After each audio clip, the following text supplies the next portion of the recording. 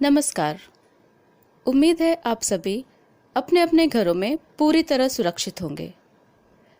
जब हमें खुद पर गर्व हो, अपने माता पिता पर गर्व हो, अपने परिवार पर गर्व हो, तो हम आत्मविश्वास से भर उठते हैं। फिर हमारे जिंदगी में कोई भी मुसीबत आए, यह आत्मविश्वास ही हमें लड़ने की ताकत देता है, आगे बढ़ने की ताकत देता है।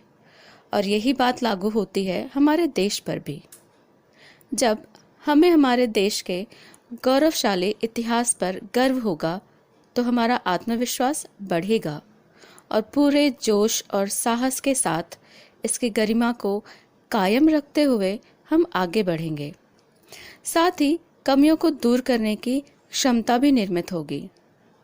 इसी जोश, साहस, गर्व और आत्मविश्वास की भावना के निर्माण के उद्देश्य को लेकर कवि जयशंकर प्रसाद जी ने भारत महिमा इस कविता को रचा है।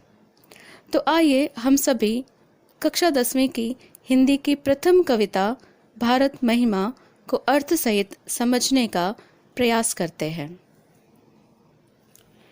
हिमालय के आंगन में उसे किरणों का दे उपहार, उषा ने हंस अभिनंदन किया और पहनाया हीरक हार।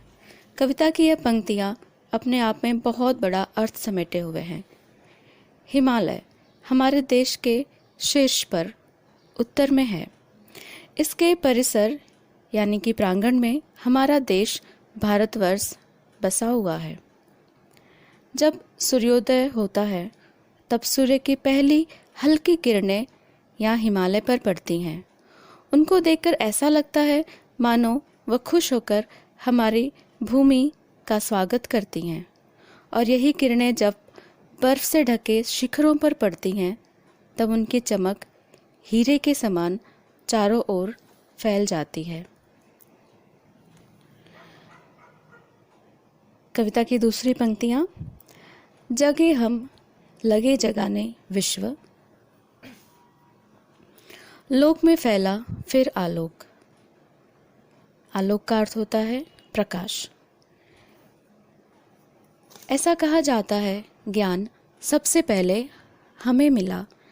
इस ज्ञान को हमने केवल अपने तक सीमित नहीं रखा, पूरे विश्व में इसका प्रचार प्रसार किया।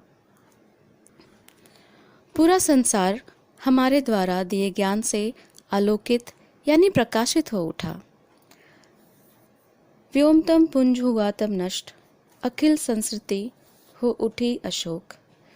व्योम का अर्थ होता है आकाश, पुंज होता है समूह, तम का अर्थ है अंधेरा,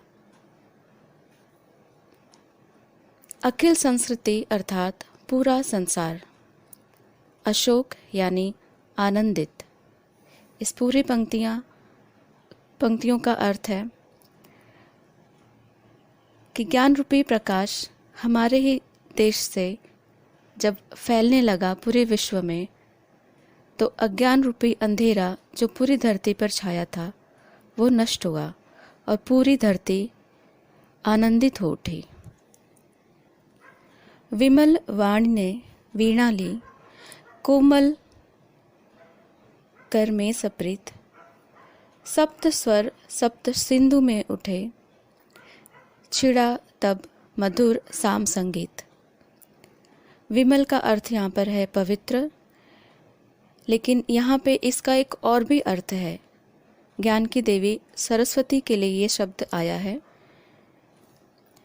ज्ञान की देवी सरस्वती ने अपने कोमल हाथों में, कर का अर्थ होता है हाथ, हाथों में वीणा धारण कर 7 सुरों को यहाँ बिखेरा।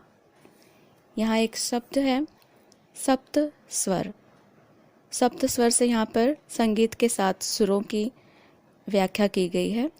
सप्त सिंधु, जिसे सप्त सैंधव भी कहा जाता है, जिसका अर्थ है 7 नदियों का समूह जिस धरा पर बहे, वो अर्थात भारतवर्ष। और ये 7 नदियाँ झेलम, चिनाब, रावी, सतलज, सिंधु, सरस्वती, गंगा, इन नदियों को कहा गया है, जो कि भारतवर्ष में बहती हैं और ऐसा कहा जाता है कि ज्ञान की देवी सरस्वती ने अपने हाथों में ज्ञान की वीणा ली और जिससे ज्ञान और संगीत के सुर छलक उठे। और जो 4 वेद हैं, वैदिक काल में जो लिखे गए थे 4 वेद, ऋग्वेद, सामवेद, अथर्ववेद और यजुर्वेद, जिसमें सामवेद के मंत्रों को संगीतबद्ध किया गया इन संगीत के 7 सुरों से। आइए देखते हैं अगली पंक्तियां। विजय केवल लोहे की नहीं, धर्म की रही धरा पर धूम। लोहे से अर्थ यहाँ पर है हथियारों से, अर्थात यहाँ पर कवि का ये कहना है, ये मानना है कि दुनिया में हमेशा हथियारों से लोगों ने दूसरों पर विजय पाई है, हमेशा हथियारों का ही बोलबाला रहा है। लेकिन हमारे देश, हमारे भारतवर्ष में लोहे के बने हथियारों की बजाय धर्म की और सच्चाई का यहाँ पर बोलबाला रहा है। भिक्षु होकर रहते सम्राट, दया दिखलाते घर घर घूम। भिक्षु का अर्थ है सन्यासी।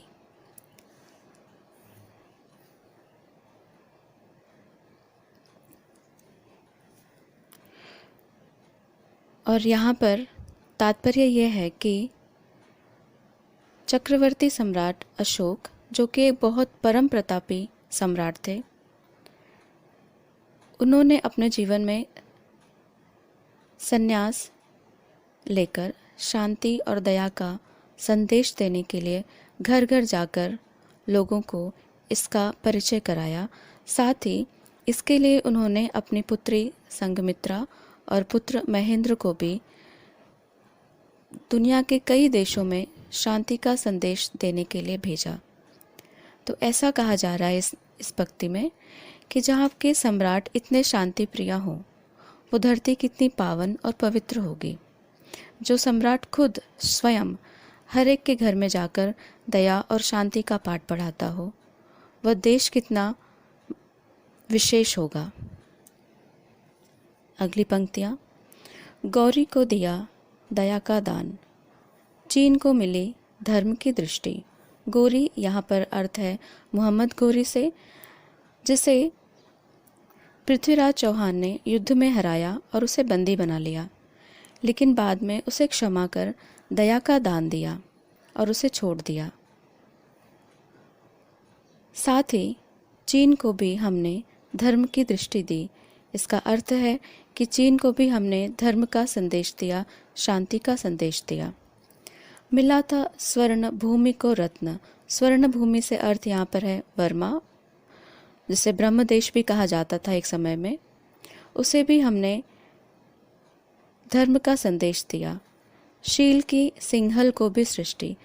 सिंहल अर्थात श्रीलंका, और श्रीलंका में बौद्ध धर्म के पंचशील तत्वों का प्रचार प्रसार भी हमने ही किया।